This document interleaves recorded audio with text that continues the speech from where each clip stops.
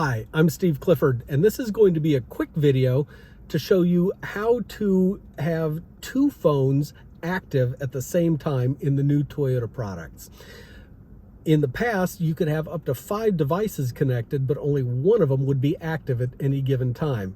With this little trick, you can actually have 2 of them active. Both of them will be able to make and receive calls. So here's how you do it. I have 2 devices set up in here. I've got my wife's iPhone, I have my phone. And if you look at my phone, you'll see it is enabled for Apple CarPlay. I'm going to go ahead and connect that.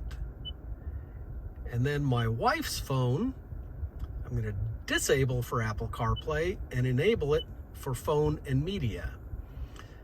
And connect it. Now, you'll notice both of them are connected.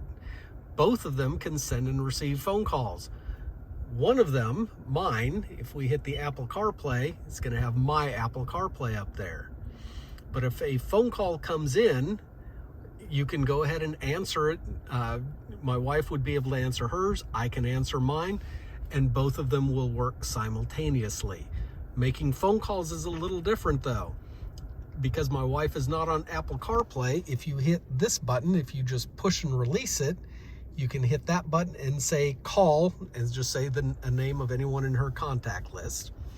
If I want to make a call through Apple CarPlay, I push and hold for 3 seconds and then release it. That activates Siri, and I could make a phone call that way. Let's make her go away. So that allows you to operate 2 phones at once. Again, just push and release for the phone by itself, push and hold for 3 seconds, activate Siri. I hope this little trick has been helpful. If you like it, please consider liking and subscribing to my YouTube channel. Thanks for watching.